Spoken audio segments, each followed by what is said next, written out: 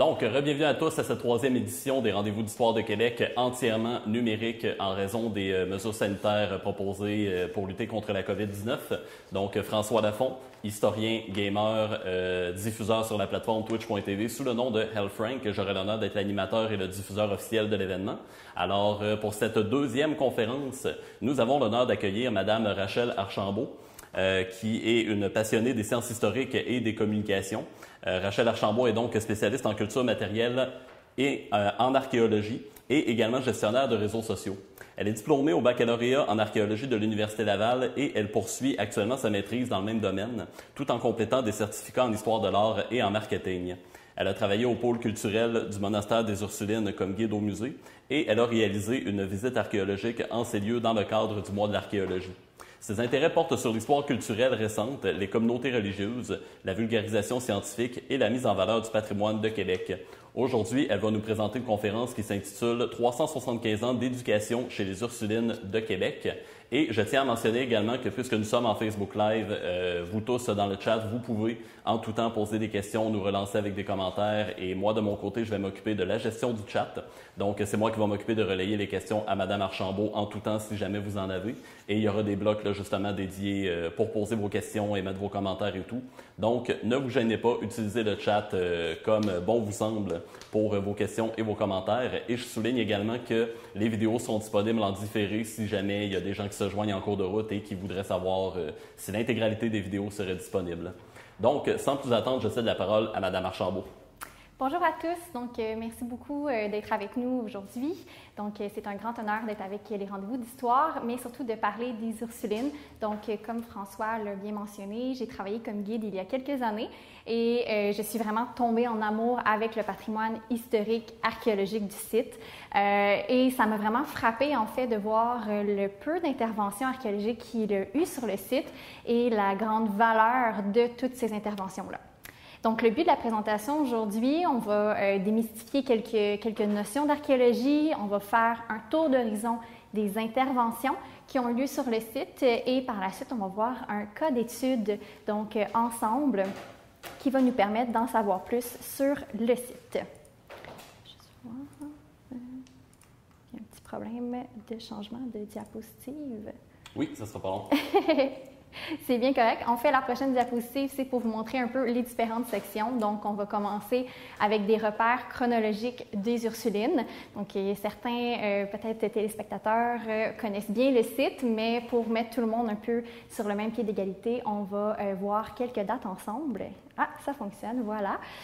Donc, quelques dates. Par la suite, donc, les interventions archéologiques. On va par la suite voir l'externat, donc le cas d'étude plus précis, et on va terminer avec la période de questions. Oui, excuse-moi, c'est parce qu'il y avait un petit problème, de dimension d'image. Ah, mes images sont peut-être un peu trop grandes. OK. Donc, l'histoire des Ursulines de Québec en très condensé, je tiens à le préciser. C'est une histoire qui est très vaste. C'est pas un cours d'histoire aujourd'hui et vous n'aurez pas à apprendre par cœur les dates non plus.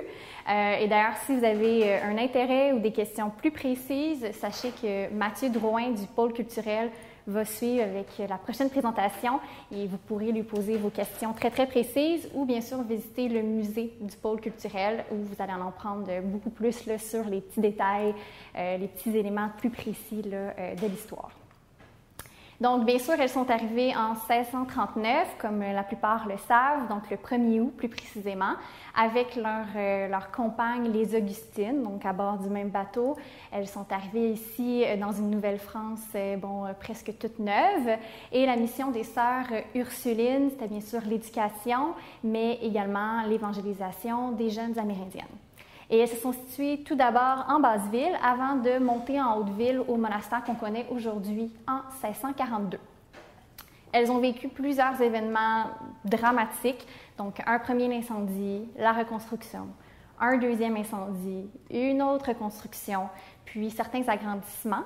Donc une période un peu plus calme après le deuxième incendie, qui va être bouleversée par la conquête et l'occupation du monastère par les Anglais. Donc sur une courte période, mais ça a quand même gravement marqué l'histoire des sœurs. On rentre par la suite dans une période un peu plus difficile, on se relève de tout ça et on rentre dans l'âge d'or des sœurs à partir des années 1830, où là, on va surtout voir des grands changements au niveau des bâtiments, au niveau de l'éducation également. Donc ça, c'est une période très riche qui va vraiment marquer le territoire, le sous-sol archéologique, autant que l'histoire des différents bâtiments. Par la suite, on a un événement, bon, j'amorce un peu, je mets déjà un peu le sujet sur la table. Donc la démolition de la fameuse maison de Madame de la Pelletrie, donc qui a été construite en 1644. Donc en 1836, elle est démolie pour faire place aux nouvelles externats. On va le voir un peu plus ensemble plus tard, mais Madame de la Pelletrie, qui est cette femme, donc c'est la fondatrice temporelle des Ursulines. Donc c'est elle qui va payer pour le voyage, la construction. C'est vraiment la bienfaitrice de la communauté, qui était une femme avec une histoire à elle-même incroyable, une femme d'aventure très forte, qui a grandement marqué la communauté, bien sûr. En 1964, l'externat, donc le bâtiment qu'on vient de mentionner, va être classé immeuble patrimonial. Puis en 1979, il va devenir le musée qu'on connaît aujourd'hui. Donc, pour ceux qui ont déjà visité le musée du pôle culturel, vous avez visité en fait l'ancien externat, peut-être même sans le savoir. Et finalement, en 2011, le monastère, donc le complexe du monastère est devenu, donc a été classé immeuble patrimonial à son tour. Donc, c'est toute une histoire, c'est très, très condensé, bien sûr, mais toute une histoire qui présente des points importants qui ont marqué le sous-sol ici, donc le territoire archéologique, et les différentes interventions qui ont eu lieu sur le site ont permis de retrouver des traces des incendies, des nouveaux bâtiments et de tous ces aménagements-là qui ont eu lieu sur le site. Donc, on va continuer avec les interventions archéologiques. Comme vous avez vu dans la description de l'activité, donc c'est vraiment axé sur l'éducation, cette capsule-là. Mais ce qu'il faut comprendre, c'est que, étant donné que les sœurs ont pour mission, avaient et ont encore pour mission l'éducation, tout ce qu'on peut trouver en archéologie est relié de près ou de loin à l'éducation. Donc, que ce soit des restes alimentaires, que ce soit des objets de culte, tout est lié direct ou indirectement. Donc, je vais vous parler des interventions, les objectifs, résultats et quelques artefacts qui ont été trouvés, mais il faut toujours garder en tête que tout est lié, en fait. Donc, vous voyez sur l'image le code CEET37. Donc, pour ceux qui ne sont pas familiers avec ce type de code-là, on va prendre un petit 1 minute, 2 minutes pour démystifier un petit peu ça. En fait, c'est un code Borden qu'on appelle et c'est le code pour le monastère des Ursulines. Donc, le code Borden, c'est un code alphanumérique et on va l'en retrouver partout au Canada. Et ça permet de nommer les sites archéologiques qui sont enregistrés et connus. Pour vous donner une idée, juste au Québec, on a plus de 10 000 sites archéologiques enregistrés. Donc, ça vous donne à peu près une idée. Et pour la grande région de Québec, donc la ville de Québec, le code est CEET. Pour les Ursulines, on a le code 37.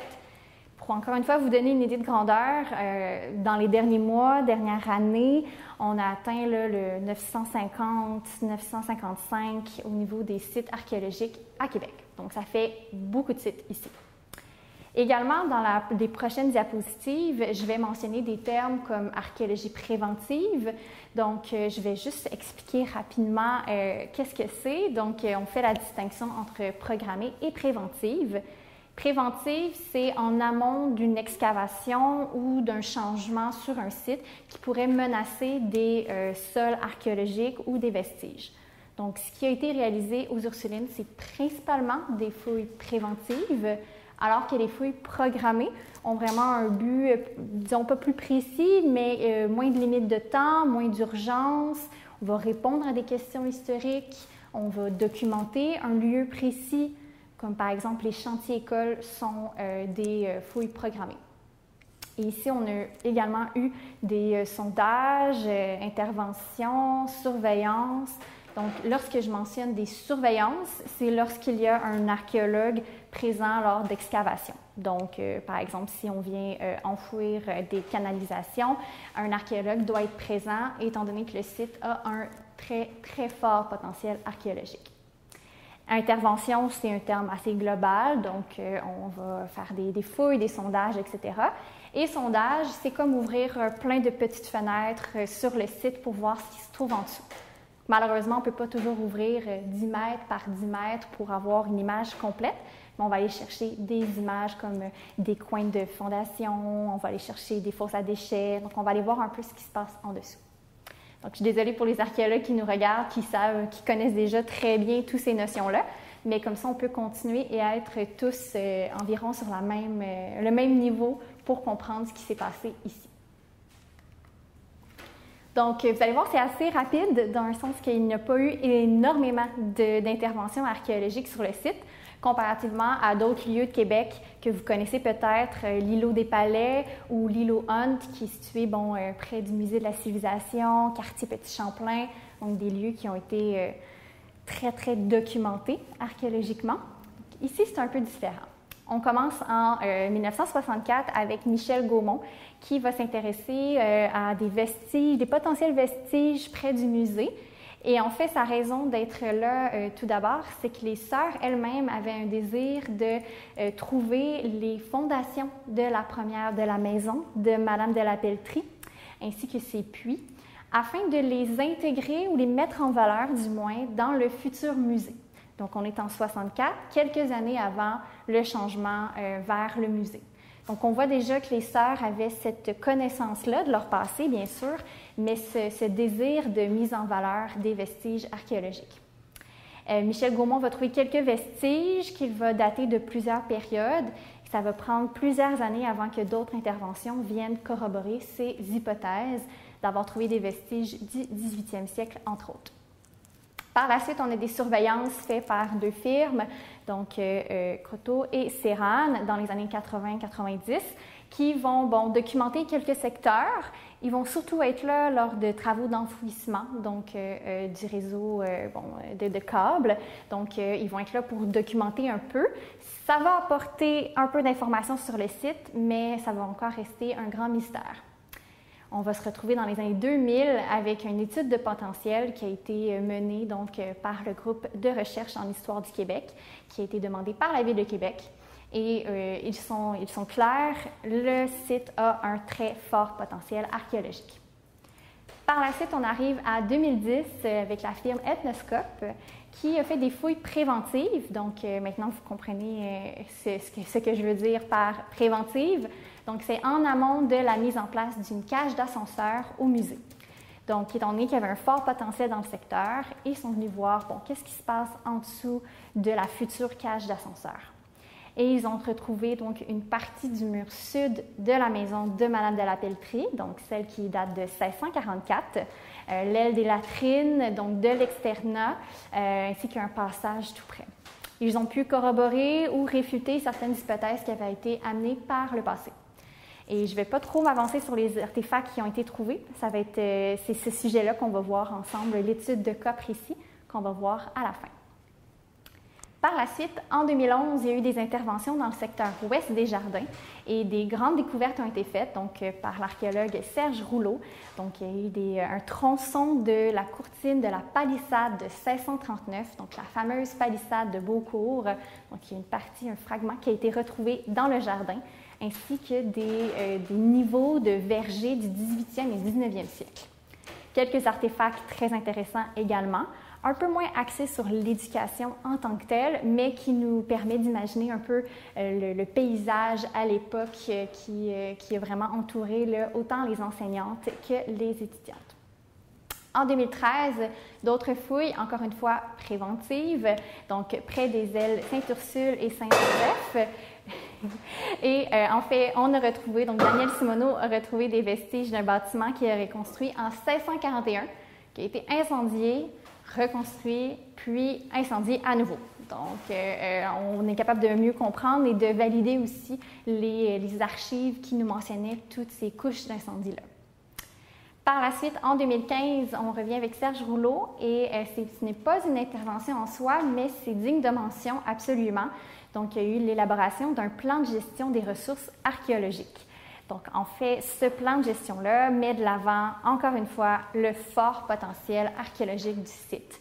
Mentionne que le sol à air ouverte contient probablement énormément de vestiges et de cultures matérielles intéressantes pour mieux comprendre le quotidien des sœurs et des étudiantes et toucher vraiment un peu à toutes les sphères là, de la vie quotidienne.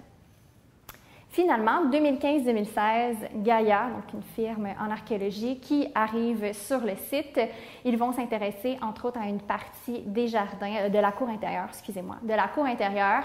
Et ce qui est surtout intéressant, c'est toute la culture matérielle qu'ils ont retrouvée, donc tous les objets, les artefacts, qui touchent à plusieurs thématiques. Donc, autant les loisirs, avec des dés en os, des billes en terre cuite, l'enseignement, bien sûr, qui est toujours présent, que ce soit avec des encriers, des tableaux d'ardoise, un peu de tout ça.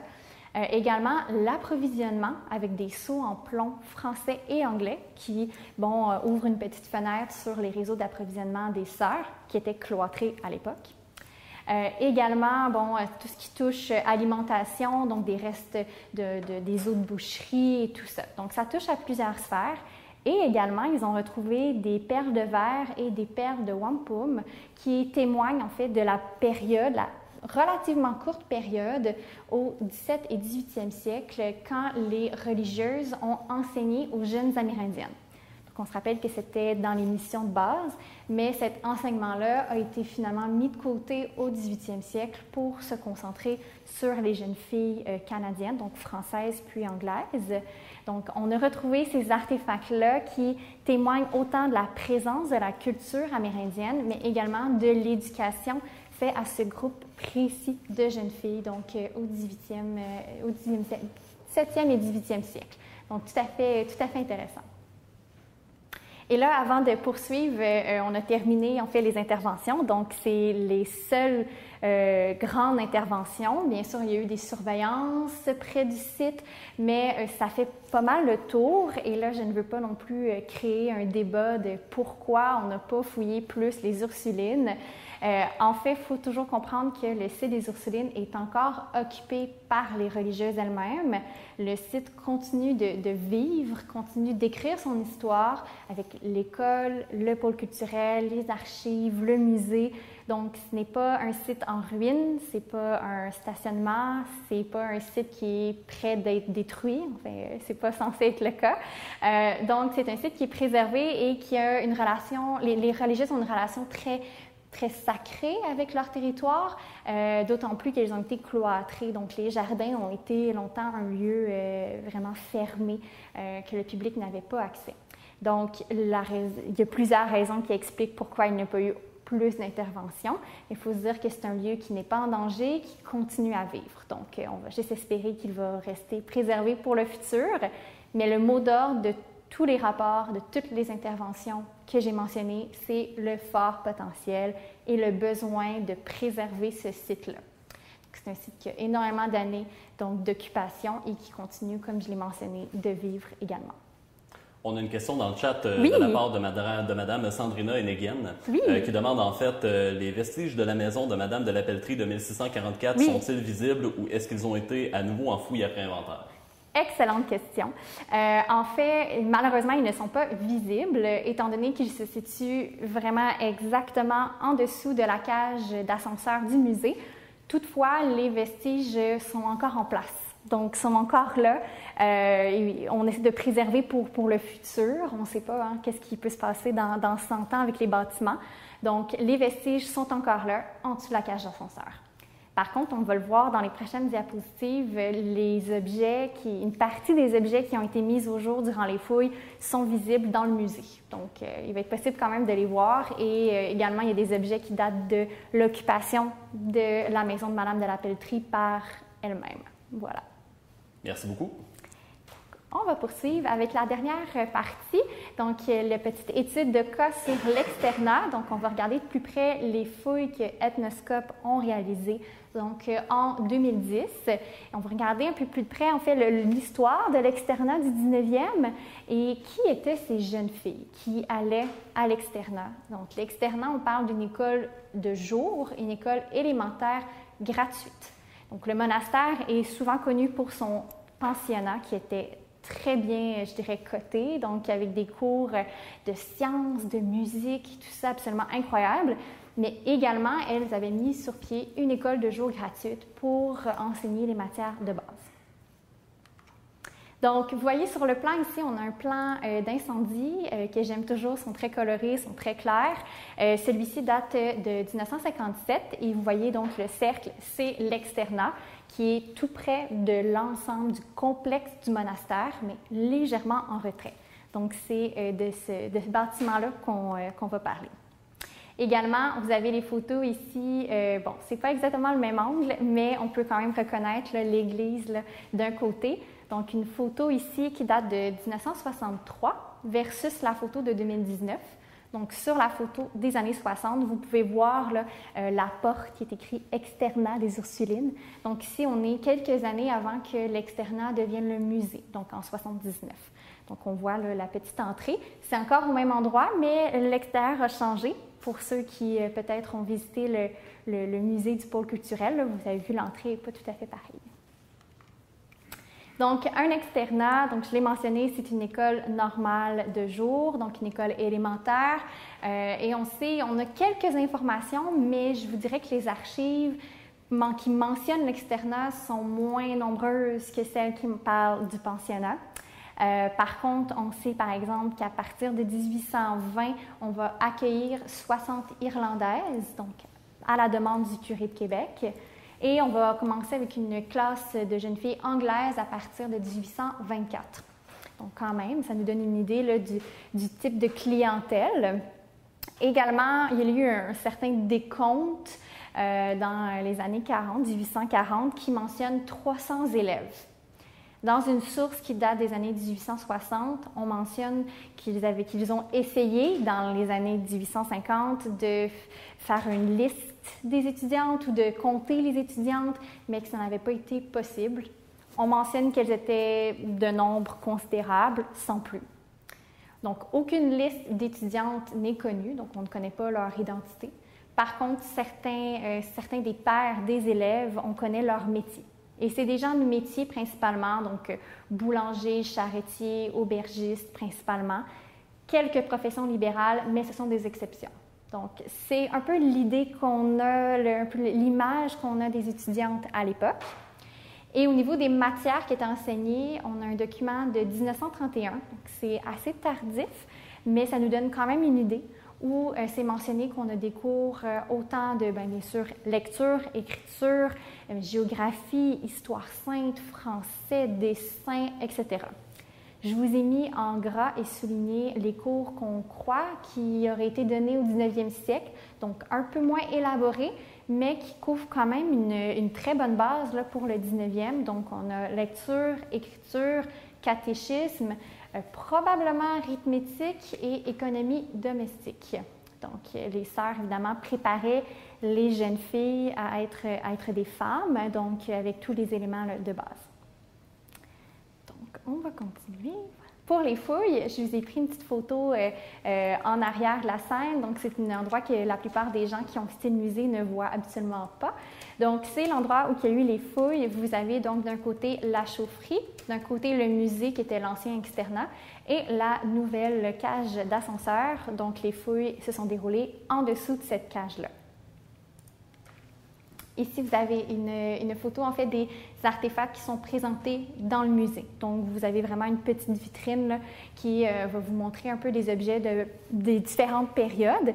Et nous, on va en regarder plus précisément quelques-uns ensemble qui permettent de connaître un peu plus l'histoire ou s'imaginer peut-être l'histoire de ces jeunes filles anonymes, inconnues, qui ont étudié à l'externat au 19e siècle.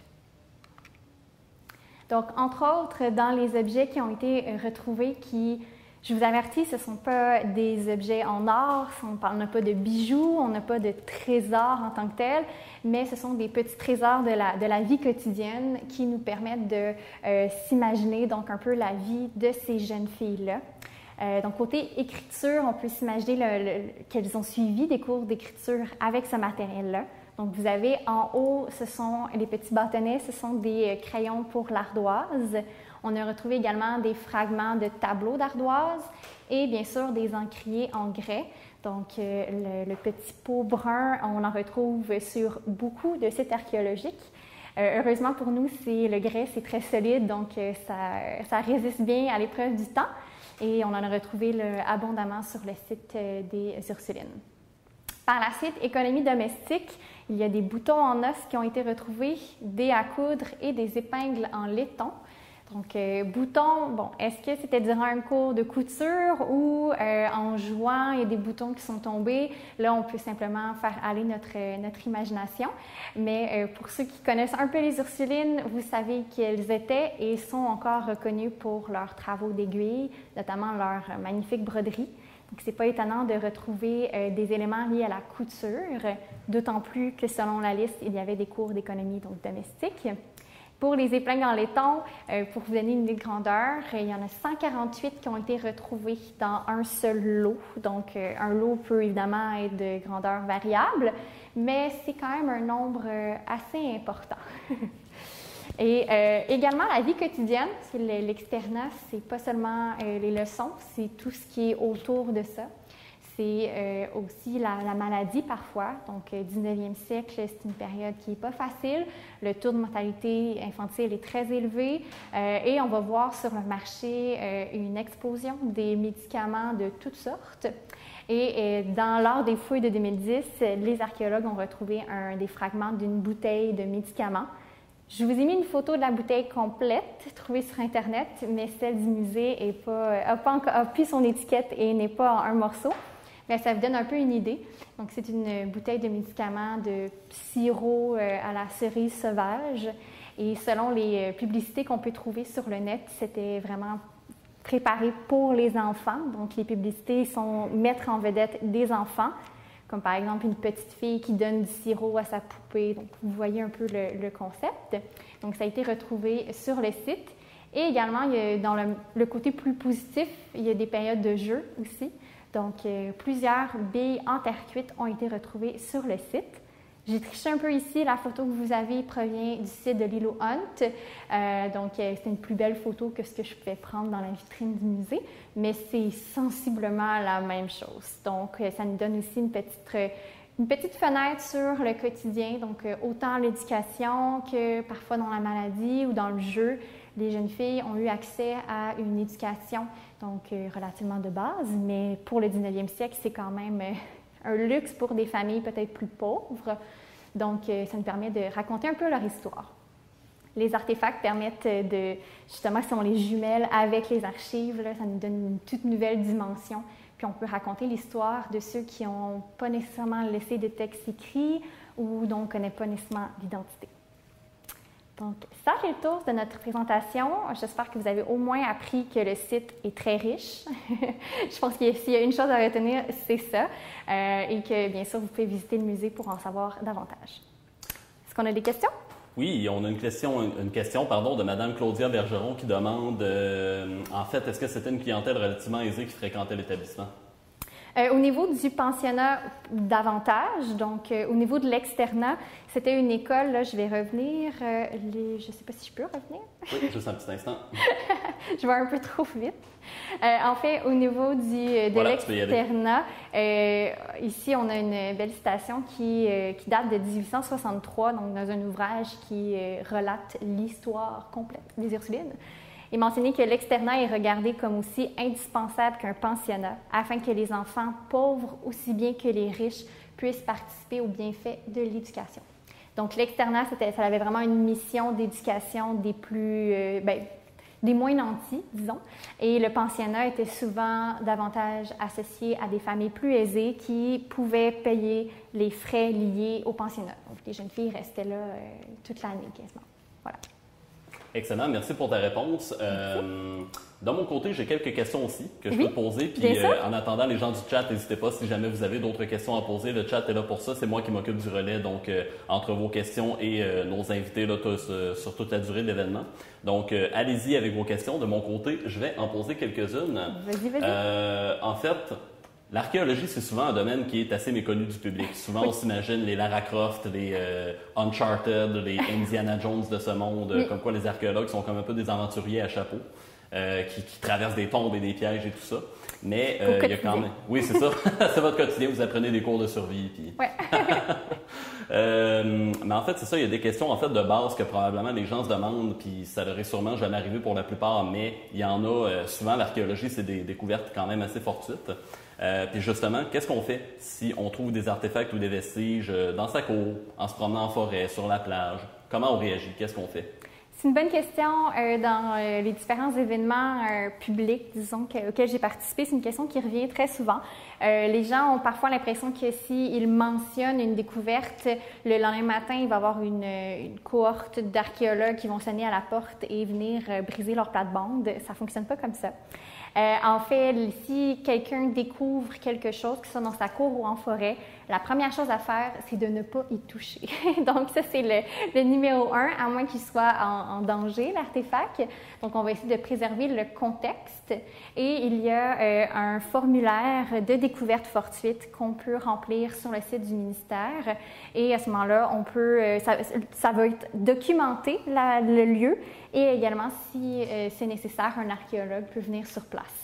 Si vous avez besoin de plus d'informations, il y a le réseau Archéo-Québec qui a un site qui regorge d'informations qui peut aider le public à savoir, qu'est-ce que je fais? J'ai trouvé une pointe de flèche, j'ai trouvé, je crois qu'il y a des vestiges. Il y a tellement de sites archéologiques au Québec, les archéologues ne peuvent pas être partout. Toutefois, il faut beaucoup d'études pour être archéologue, donc même si les gens parfois veulent bien faire, il faut laisser les gens prendre en note le contexte, donc où il est situé, dans quelle couche de sol, etc. Donc, ne jouez pas aux archéologues, donc ne pillez pas les sites, s'il vous plaît. Mais bien sûr, si vous avez l'œil aiguisé et que vous trouvez des choses, mentionnez-le, c'est certain que ça va être pertinent. De la même manière qu'on ne s'improvisera pas médecin, ingénieur ou n'importe quelle autre profession, on ne peut pas s'improviser archéologue non plus. Il faut laisser faire des experts. Oui, exactement. C'est plus complexe parfois que ce que les gens pensent. Il y a plus de données qui rentrent en compte. On fait quand même des études à l'université, donc on n'apprend pas seulement à manier le fouet ou mettre un chapeau beige. Donc c'est un peu plus complexe que ça. Dommage. On brise un peu les rêves de tous les gens, notamment les jeunes là, qui pensaient que c'était des aventuriers à chapeau avec un fouet. Ça ressemble pas vraiment à ça. Combien de sites archéologiques au Québec en tout? En fait, actuellement, on est plus de 10 000 sites enregistrés au Québec, donc qui ont été découverts. C'est certain que tout n'est pas découvert et tout n'est pas fouillé en profondeur, mais ça, c'est vraiment seulement au Québec. Donc, ça vous donne une idée là, de la richesse qu'on a autant en province qu'au niveau du Canada. Et l'archéologie, est-ce qu'elle est autant exploitée au Québec qu'elle peut l'être, mettons, dans d'autres régions du monde, disons en Europe, aux États-Unis ou... C'est sûr que c'est très différent au niveau de l'histoire qu'on a, entre parenthèses. Donc, c'est certain que par exemple, notre préhistoire ou notre 18e siècle, 17e siècle n'est pas exactement le même qu'en Europe. Donc, on est un continent qui n'est pas aussi vieux que le continent européen.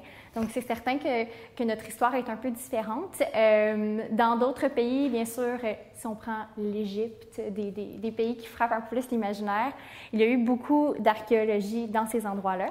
Mais au Québec, je crois qu'on n'a quand même rien à envier, là. Il y a beaucoup de fouilles qui sont faites. C'est certain qu'on peut toujours faire mieux en préservation, mise en valeur, diffusion, mais quand même au Québec, là, on s'en tire très bien. Est-ce que ce serait possible, admettons, de retrouver des traces de présence amérindienne sur le site des Ursulines? Ce serait possible, certainement. Dans un sens, c'est certain qu'elles se sont installées ici très tôt, mais bien sûr, il y avait des gens qui restaient ici avant l'arrivée des Européens, bien sûr, avant l'arrivée des Ursulines. On est quand même en Haute-Ville, donc on est sur le Cap, relativement proche de l'eau, avec une vue aux alentours, des ressources forestières auparavant. Donc, c'est certain que ça aurait pu être un lieu intéressant là, pour s'établir. Donc, on ne sait jamais. Dans le Vieux-Québec, il y en a en tout cas. Excellent. Il y a eu quelques questions du chat aussi qui ont popé finalement pendant ce temps-là. André Maheu qui se demande entre autres, est-ce qu'il y a une liste des étudiantes du pensionnat qui est disponible? Pareil pour les jeunes autochtones aussi. Pour le pensionnat, c'est beaucoup plus documenté. Donc, l'externat, comme je l'ai mentionné, malheureusement, pas vraiment. Il faudrait faire des recherches plus approfondies. Au niveau du pensionnat, il y a des listes qui existent. En effet, il y a des livres aussi qui ont été écrits. Si jamais il y a quelqu'un qui a des recherches, qui veut voir s'il n'y aurait pas un ancêtre qui a séjourné au pensionnat, il est toujours possible de communiquer avec le service des archives des Ursulines pour voir s'il est possible de faire des recherches dans les banques de données. Mais au niveau du pensionnat, il y a plus d'informations, notamment. Ça touche aussi là, les jeunes Amérindiennes. Il y a quelques Amérindiennes là, qui ont été bien connues quand même là, de l'histoire. Et il y a Samuel Ladouceur aussi qui se demande quelle est la position des Sœurs actuellement sur une poursuite des fouilles sur leur territoire à plus long terme. Si c'est pas que c'était justement toujours habité, est-ce que ce serait souhaitable ou est-ce que préserver le site est plus important? Excellente question. Sincèrement, je ne peux pas m'avancer sur qu'est-ce que les Sœurs pensent ou croient. Les sœurs ont toujours été très ouvertes à la préservation, bien sûr, de leur propre histoire. Elles ont une relation très proche, une relation d'attachement très profond envers leur territoire et leur site. Est-ce que le futur, parce qu'il y en a plusieurs qui le savent, la plupart des religieuses ont quitté le monastère. Il y en a certaines qui habitent encore ici. Est-ce que le futur, lorsqu'il n'y aura malheureusement plus d'Ursulines sur le site, est-ce que le futur permettra des fouilles pour venir documenter? Je ne veux pas m'avancer. En fait, c'est le site des Sœurs, donc c'est elles qui vont qui tiennent les rênes, qui vont décider qu'est-ce qui va se passer sur leur terrain. Mais je peux quand même avancer que ça va être protégé dans tous les cas et on espère avoir plus d'informations là, sur le sol archéologique. Sinon, c'est quoi la plus intéressante découverte que tu as faite sur un site archéologique? Mon Dieu. Personnellement, j'avoue que ça va être un peu plate comme découverte, parce que les gens s'attendent toujours à des trésors ou des pièces de monnaie ou ce type de choses-là. Il y a 2 ans environ, j'ai fouillé une latrine à Limoilou, donc une ancienne toilette poubelle qui regorgeait de trésors, qui à mon sens sont des trésors. Et j'ai été très émue lorsqu'on a trouvé des chaussures en cuir. Je sais que c'est très banal, mais je trouve que c'est une chaussure, c'est quand même très intime. Ça a été porté très longtemps. Surtout à l'époque, on voyait les traces de réparation, on voit elles ont vécu beaucoup, beaucoup. Donc, cette pièce-là m'a particulièrement touchée, en fait. Là. On touche vraiment à quelque chose de très intime et de très utilisé. Encore plus que la vaisselle ou la verrerie ou d'autres choses comme ça. Parfait. Je tiens à mentionner qu'on s'excuse dans le chat. Apparemment, il y a quelques petits problèmes de son, grésillement, le son qui saute un peu à l'occasion. C'est sûr qu'on ne le réglera peut-être pas pour ce live-ci, mais pour les prochaines conférences, on va s'assurer là, justement de régler le petit problème au niveau du son. Donc, désolé là, si jamais il y a quelconque interférence. D'autres questions également, en fait. Oh, oui. Des fouilles supplémentaires sur le site des Ursulines, est-ce que c'est prévu? Pas à ma connaissance, dans le sens que je ne suis pas dans le secret des dieux non plus. Donc, c'est possible qu'il y ait des projets d'excavation ou de rénovation qui sont prévus. Et à ce moment-là, il va y avoir une équipe d'archéologues qui va être dépêchée sur les lieux. Comme j'ai mentionné, on peut seulement croiser les doigts qu'il va y avoir des futurs projets, mais dans un avenir peut-être court ou pas très long. On verra. On a toujours des choses à découvrir quelque part d'une manière ou d'une autre. Exactement. Il y a tellement de sites archéologiques qui attendent d'être découverts par les archéologues. Est-ce que c'est possible de visiter la cour intérieure des Ursulines? Parfois, il y a des ouvertures, donc des visites de musées. Certains que là, avec la COVID, ça change un petit peu la donne, mais il faut s'informer donc au musée du pôle culturel des Ursulines. Dans les années antérieures, ils préparaient donc des visites très spéciales, des jardins intérieurs, avec bien sûr l'accord des religieuses en tout temps. Donc, si vous pouvez manifester votre intérêt, peut-être que ça va revenir l'été prochain ou, faut voir avec le musée, là, mais c'est possible parfois. Et si quelqu'un veut s'improviser, peut-être pas s'improviser, mais si quelqu'un veut vivre l'aventure d'une fouille archéologique, est-ce que c'est possible de participer à des fouilles? Souvent, oui. Encore une fois, cet été, un peu problématique, mais habituellement, dans le cadre du mois de l'archéologie, donc qui est le mois d'août tout au complet, Archéo-Québec donc, met sur pied plein d'activités partout au Québec avec des musées, des sites archéologiques, etc. Souvent, les petits et grands peuvent devenir archéologues d'un jour. Donc, vous pouvez visiter le site Archéo-Québec ou le mois de l'archéologie pour en savoir plus. On se croise les doigts que l'été prochain sera un été un peu plus régulier, que vous pourrez peut-être devenir archéologue d'un jour. Et les possibilités de carrière en archéologie, pour ceux et celles que ça intéresse dans le chat, que justement, tu aurais peut-être allumé une flamme à l'intérieur d'eux en se disant « l'archéologie m'intéresse », c'est quoi les possibilités de carrière? C'est très, très varié. Autant le terrain, donc travailler vraiment les mains dans la terre, au gros soleil, mais trouver les choses directement. Autant que les gens qui travaillent en laboratoire, que ce soit en restauration ou en culture matérielle, donc comme je fais, donc de nettoyer, dater, identifier les objets. Il y en a qui vont travailler également en communication ou dans les musées. Donc, c'est très varié. C'est vraiment un métier à découvrir. Je crois que c'est tout le temps qui nous était attribué. Oui, effectivement. Donc, on va s'arrêter ici pour cette seconde présentation des 3e rendez-vous d'Histoire de Québec. Merci encore une fois à tout le monde pour votre présence. Merci pour vos questions quand même assez nombreuses dans le chat. Votre belle activité, ça fait très, très, très plaisir. Merci beaucoup à Mme Rachel Archambault d'être venue présenter pendant l'événement. Bien, merci François, merci pour les rendez-vous de Québec, d'Histoire de Québec et également merci à tous ceux qui sont avec nous malgré la belle journée extérieure. C'est toujours agréable de pouvoir parler de ce qu'on fait. Donc, mon nom est François Lafont, animateur et diffuseur pour cette édition des Rendez-vous d'Histoire de Québec, également diffuseur sur la plateforme twitch.tv sous le pseudonyme L. Frank. Alors, c'est la fin de cette deuxième activité. Merci à tout le monde d'avoir assisté au Facebook Live, deuxième Facebook Live en fait des Rendez-vous d'Histoire de Québec. On vous donne rendez-vous donc dans une heure environ, vers 15 heures, avec Mathieu Drouin, qui va vous parler de l'alimentation en fait chez les Ursulines de Québec. Donc, manquez pas ça, une autre conférence extrêmement intéressante. Et sur ça, on vous souhaite de passer un bon après-midi, une bonne soirée tout le monde.